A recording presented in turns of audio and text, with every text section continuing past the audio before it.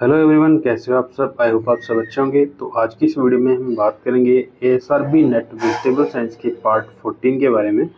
देखिए स्टूडेंट्स, जितने भी आपके जो अभी तक सीरीज या पार्ट आपने कवर करा दिए गए हैं वो आपके upcoming ICR net vegetable science या आपका जेआरएफ या एसआरएफ के लिए काफ़ी हेल्पफुल रहने वाले हैं। तो आप वीडियो में लास्ट तक बने रहिएगा और वीडियो को लाइक नहीं किया तो जल्दी से लाइक कर दीजिए, जो चैनल को सब्सक्राइब कर दीजिए और देख लेते हैं कि किस प्रकार आपके जो क्वेश्चंस हैं वो पूछे जाते हैं।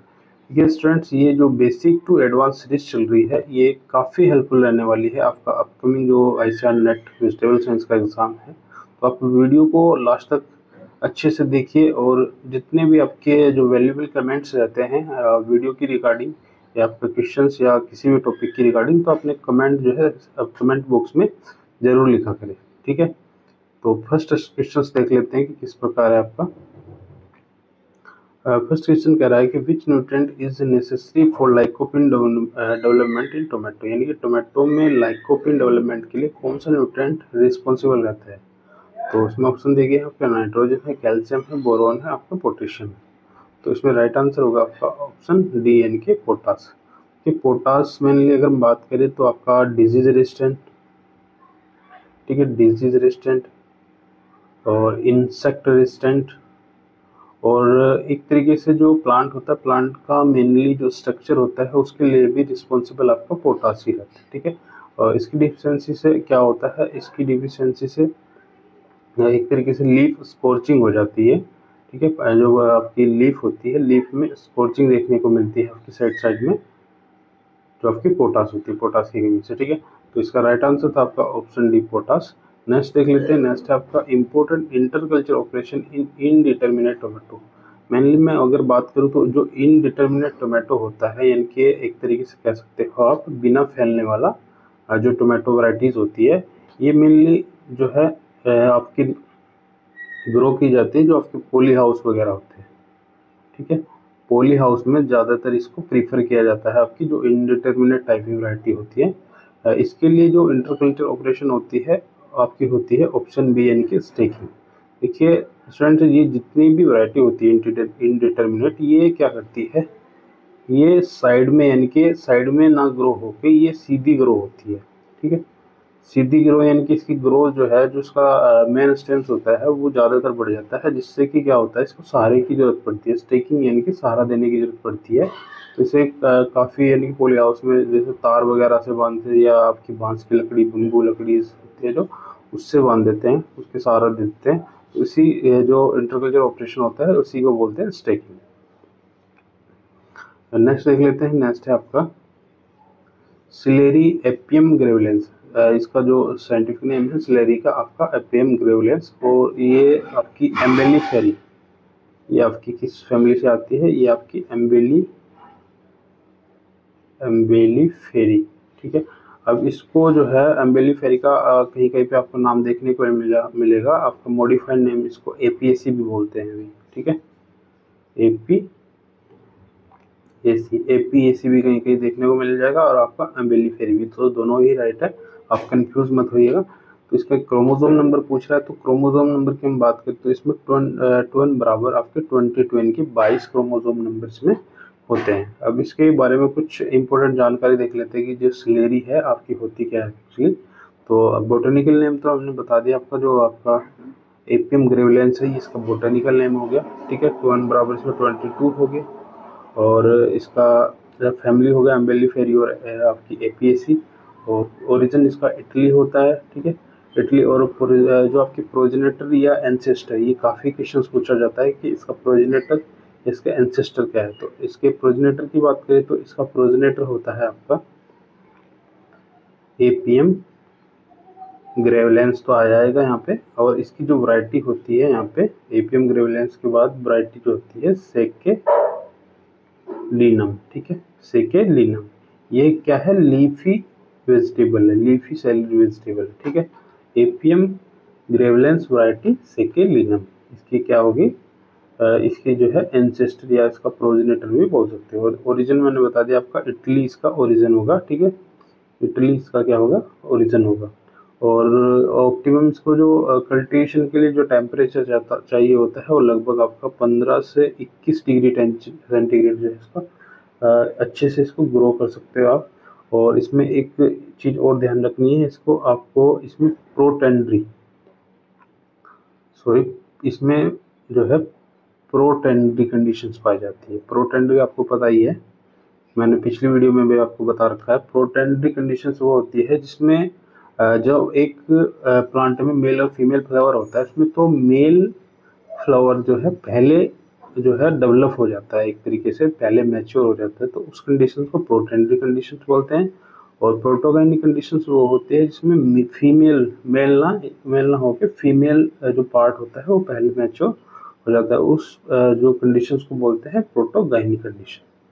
ठीक है, तो ये थी आपकी जो सैलरी है आपकी, इसके बारे में आपके नॉर्मल सी ब्रीफ जानकारी। ठीक है, और बाकी इसकी सीड रेट की अगर बात करें तो सीड रेट लगभग इसमें 100 से 125 ग्राम, ठीक है, 100 से 125 ग्राम पर हेक्टेयर इसमें सीड रेट भी डालते हैं। ठीक है, अब नेक्स्ट देख लेते हैं। नेक्स्ट है आपका question number 4, in first salary mail स्ट्राइल line in salary of salary, यानी कि जो मेल स्ट्राइल लाइन पूछ रहा है जो सैलरी की P 122 9526, ठीक, the male sterile is govern by, तो ये इसमें जो मेल स्ट्रील आई है ये किस जीन्स के द्वारा, यानी कि सिंगल रिसेसिव जीन है, आपका डोमिनेंट जीन है या माइटोकॉन्ड्रियल जीन है, तो किस जीन के द्वारा जो है इसमें जो मेल स्ट्रील जो प्रोड्यूस की गई है, ठीक है, तो इसमें मेल स्टेरिलिटी जो लाई गई है वो किसके द्वारा जो है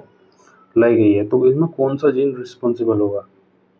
तो इसमें जो राइट आंसर है आपका ऑप्शन ए, यानी कि जो सिंगल रिसेसिव जीन होता है ये इसके जो आपकी मेल स्टेरिल लाइन है इसके लिए मेल स्टेरिल के लिए रिस्पॉन्सिबल होगा। ठीक है, तो राइट आंसर आपका ऑप्शन ए।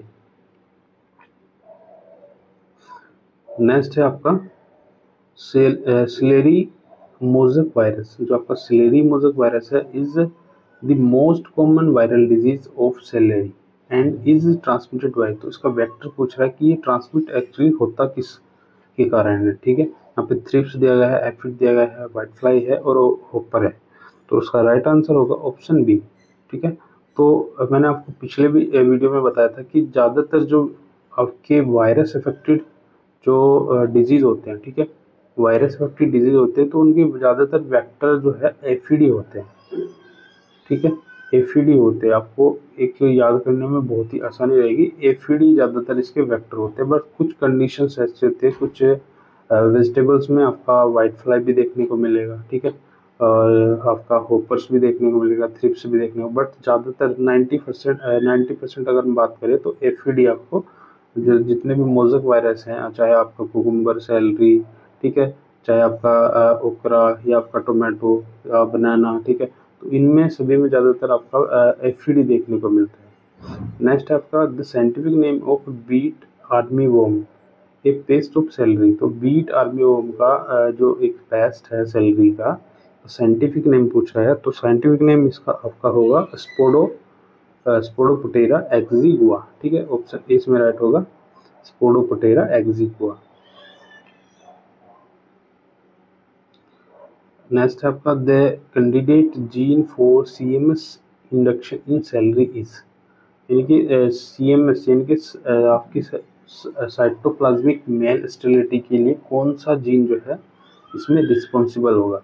तो यहाँ पे आपका ऑप्शन 4 ऑप्शन दिए गए हैं, तो इसमें राइट आंसर आपका ऑप्शन सी, यानी कि ORF 768A। ठीक है, तो ये आपका राइट होगा। नेक्स्ट है the sweet potato genome is, तो स्वीट पोटैटो जो होता है इसमें जीनोम आपका हेक्साप्लॉइड होता है या आपका हेट्रोजाइगस होता है। ठीक है, तो उसमें 4 ऑप्शन दिए गए हैं, इसमें से आपका जो राइट आंसर होगा वो होगा आपका ऑप्शन ए, यानी कि ये एक हेक्साप्लॉइड भी होता है। अगर हम इसमें 2n बराबर बात करें, 2n बराबर 6x और हेक्साप्लॉइड यानी कि 6x, और इसमें जो क्रोमोसोम नंबर होते हैं वो आपके 90 होते हैं। ठीक है, यानी कि 90 क्रोमोसोम नंबर होते हैं आपके स्वीट पोटैटो। तो एक हेक्साप्लॉइड भी है और आपका साथ साथ हेट्रोजाइगस भी है, तो ऑप्शन ए इसमें राइट होगा। नेक्स्ट है the sweet potato genome size. तो स्वीट पोटैटो में जीनोम साइज, देखिए नेट के एग्जाम में आपका ज़्यादातर क्वेश्चंस एक तरीके से डीप लेवल ही पूछता है, एक तरीके से मतलब ये नहीं कह सकते सारे deep level, but moderate to high questions आपके रहते हैं। और जीनोम से भी अक्सर आपके प्रीवियस ईयर एग्जाम्स में क्वेश्चंस पूछे गए हैं। तो अच्छे से आपको ज़्यादा नहीं कहूँगा कि आपको एक तो टोमेटो का जीनोम, और आपका एक कुकुम्बर का, स्वीट पोटैटो का, ठीक है, और ओकरा का, ठीक है। ये जो मेनली जो मोस्टली ज़्यादातर यूज़ में जो होती है आपकी वेजिटेबल्स, उनका ही आपको जीनोम साइज जो है याद रखना है, अदरवाइज ज़्यादा नहीं पूछा जाता। बाकी पोटैटो हो गया, ठीक है। और यहाँ पे पूछ रहा है कि आपका जो स्वीट पोटैटो होता है इसमें जीनोम साइज रहता है आपको 1.6 GB, ठीक है, 1.6 GB। नेक्स्ट है आपका कोलोकेशिया एस्कुलेंटा, इसको अरबी भी बोलते हो आप अपनी भाषा में, अरबी। अरबी कहीं कहीं पे आपको अरबी मिलेगा, कहीं कहीं पे आपको तारो भी मिलेगा लिखा हुआ, ठीक है, तारो। तो इसका साइंटिफिक नेम रहता है colocasia esculenta. Has a basic chromosome number of. तो जहाँ पे बेसिक क्रोमोसोम नंबर आएगा यानी कि ये पूछ रहा है एन के बारे में, ना कि 2n के बारे में, ठीक है। तो यहाँ पे राइट आंसर होगा आपका ऑप्शन बी। यानी कि इसमें अगर n की बात करें तो आपके आपके 14 होते हैं, और अगर 2n आप जैसे लिखोगे तो 2n बराबर इसमें 14 दूनी 28, ठीक है। तो तारों में कितने होंगे, क्रोमोसोम नंबर 2n बराबर 28। नेक्स्ट है आपका हकूरन is the result of cross between Chinese cabbage and dash, ठीक है। तो हकूरन जो है निम्न में से किसका क्रॉस है आपका, एक तो चाइनीज वेजिटेबल कैबेज है, और आपका दूसरी इसमें आएगी आपकी ऑप्शन बी यानी कि कैबेज। चाइनीज कैबेज और कैबेज ये दोनों का ये हकूरन जो है आपकी रिजल्ट है, ठीक है। नेक्स्ट है द जीनोम ऑफ ब्रेसिका कंप्रेस्टिस। तो मैंने आपको जो ब्रेसिका ट्राइंगल जो नागा हारू ने दिया था, ठीक है, नागा हारू ने 1937 समथिंग में दिया था। तो जो ब्रेसिका ट्राइंगल है वो आपको अच्छे से याद होना चाहिए, इससे आपका एक क्वेश्चन जरूर पूछा जाएगा, ठीक है। यहाँ पे आपका रैपा होता है, ठीक है, नाइग्रा यहाँ पे होता है, और यहाँ पे ओलरेशिया होता है आपका। यहाँ पे आपका जंसिया बनता है, ब्रेसिका जंसिया, जिसको आप इंडियन मस्टर्ड भी बोलते हैं, ठीक है। यहाँ पे कैरिनाटा बनता है आपका, और यहाँ पे आपका बनता है नाइग्रा हो गया, और रैपा, नाइग्रा, और यहाँ पे एक मस्टर्ड बनता है, ठीक है, आप देख लीजिएगा। बाकी यहाँ पे इनके क्रोमोसोम नंबर भी अच्छे से याद रखने हैं, जैसे यहाँ पे n बराबर आपके 10 होते हैं, यहाँ पे 9 होते हैं, यहाँ पे 8 होते हैं। तो इसी प्रकार इनको मल्टीप्लाई करोगे तो यहाँ पे इनका आ जाएगा, ठीक है। इसी प्रकार इनके यहाँ पे आपके जो जीनोमिक नंबर होते हैं ए बी बी सी सी, तो इसी प्रकार इनका क्रॉस करोगे तो यहाँ के जीनोमिक नंबर मिल जाएंगे। तो ये एक नॉर्मली से अच्छे से याद हो जाएगा आपको, तो अच्छे से याद करके जाना है, इससे क्वेश्चन आपका जरूर आएगा, ठीक है। तो ब्रेसिका कंप्रेस्टिस के नंबर पूछ रहा है, तो ब्रेस्टिस का सॉरी जीनोमिक नंबर पूछ रहा है, तो ब्रेसिका कंप्रेस्टिस का जीनोमिक नंबर AA होगा, ठीक है, होगा AA। नेक्स्ट आपका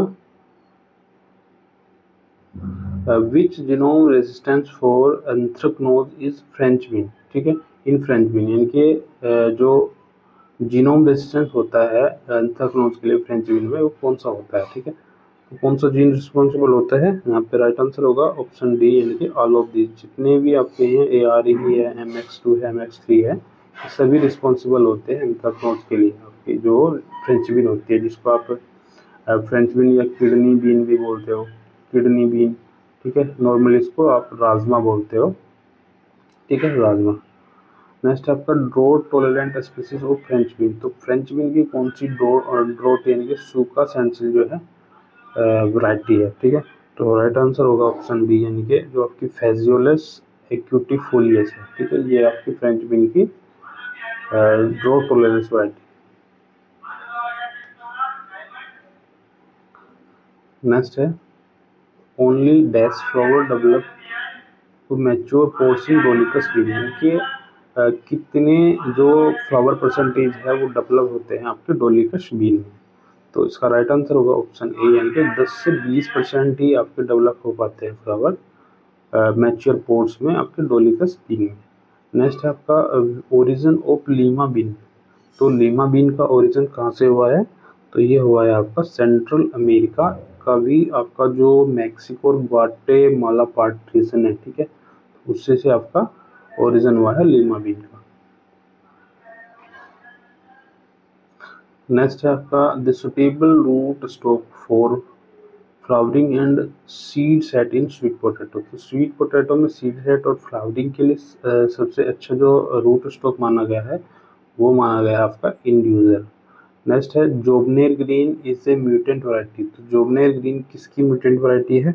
तो ये है आपकी पालक की म्यूटेंट वैरायटी। देखिए मैं आपकी अगर वैरायटी से बात करें तो वैरायटी से लगभग हम बात करें तो लगभग 4 से 5 क्वेश्चंस आपके वैरायटी से ही पूछे जाएंगे।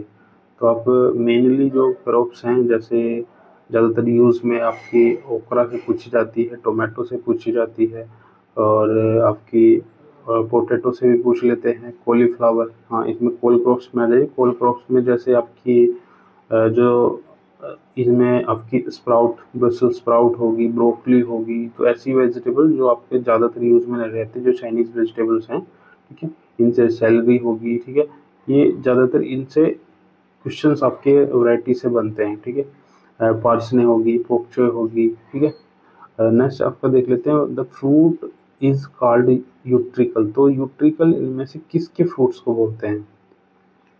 तो राइट आंसर होगा ऑप्शन सी अपनेंथस। जो अमरैंथस होता है उसके जो फ्रूट्स होता है उसको यूट्रिकल्स बोलते हैं। नेक्स्ट है the globe artichoke is propagated by. तो ग्लोब आर्टिचोक किसके द्वारा प्रोपेगेट किया जाता है? ये सकर्स और ऑफशूट्स दोनों के द्वारा प्रोपेगेट किया जाता है। तो ये थे आज की सीरीज़ के आपके टोटल 20 क्वेश्चंस। आई होप हमारे जितने भी क्वेश्चंस हम करा रहे हैं, जितने भी सीरीज़ हमने अभी तक करा दिए गए हैं, आपको अच्छे से समझ आ रहे होंगे। और अगर आपको हमारे सीरीज़ अच्छे से समझ आते हैं, आपके लिए हेल्पफुल रहते हैं, तो आप वीडियो को ज़्यादा से ज़्यादा लाइक कीजिए और चैनल को भी ज़्यादा से ज़्यादा सपोर्ट किया करें, जिससे कि हम अच्छे से अच्छा कंटेंट आपके लिए लेकर आएँ। और अपना जो वैल्यूएबल फीडबैक, मैंने आपको पहले बताया था कि अपना जो वैल्यूएबल फीडबैक रहता है, आपको किस टॉपिक पर ज़्यादा क्वेश्चंस चाहिए, जो भी आपका टॉपिक वीक है, आप उसको कमेंट बॉक्स में ज़रूर लिखा करें, जिससे कि हम नेक्स्ट वीडियो में उस टॉपिक से क्वेश्चंस लाने की कोशिश करें, ठीक है। तो आज की वीडियो में इतना ही, मिलते हैं नेक्स्ट पार्ट में आपके। आज के लिए थैंक यू, धन्यवाद, बाय बाय।